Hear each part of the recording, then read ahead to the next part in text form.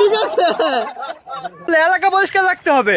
এলাকার দামাল ছেলেরা এলাকাতে পানি টানি আটকে থাকে, মনে করেন আপনার পরিষ্কারের কাজ চলেছে। এটা দেশে তো খালি সমস্যা হয় না, দেশে অনেক আবর্জনাও আছে।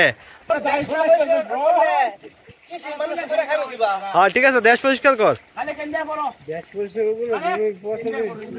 খালি দেশের মানুষ পরিষ্কার করলে হইতো না, দেশের যে এই যে এইগুলো আছে এইগুলো পরিষ্কার করতে হইব, বুঝছস? শাহেদ এদিকে আসো। ওই শাহেদ, আমরা দেশের উন্নতি চাইলে কি হইব? ঠিক আছে, আমরা দেশের মানুষের দাম করে উন্নতি চালা যুদ্ধ করতে পারি। কি করতে পারো? যুদ্ধ করতে পারি। কি কিনতে যুদ্ধ করবা? এই যে কোচ্চা দিয়া। ওই কোচ্চাতে যুদ্ধ করলে হইব? আগুন লাগলে আঙ্গুরে নিয়ে যা, ফায়ার সার্ভিস লাগবে না।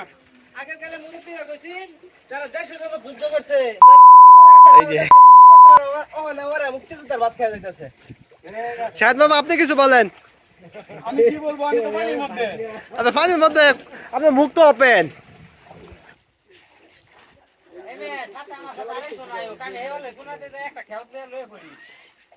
এই শাহেদের কষ্ট কিন্তু আমার ভালো লাগতেছে না, অন্য কেউ এটা কর।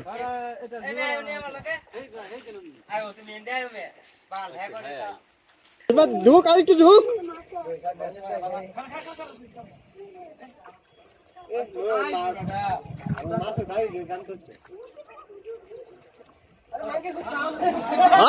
ঠিক আছে,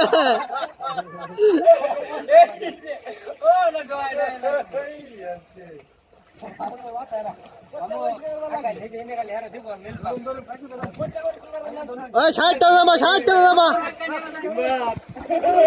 ঠিক আছে, ওই ষাটটা নামাজ থাকে, ষাটটা নামা। এটা কিন্তু মাছ ধরা না, এটা দেশ পরিষ্কার করার কাজ চলতেছে, বুঝছস?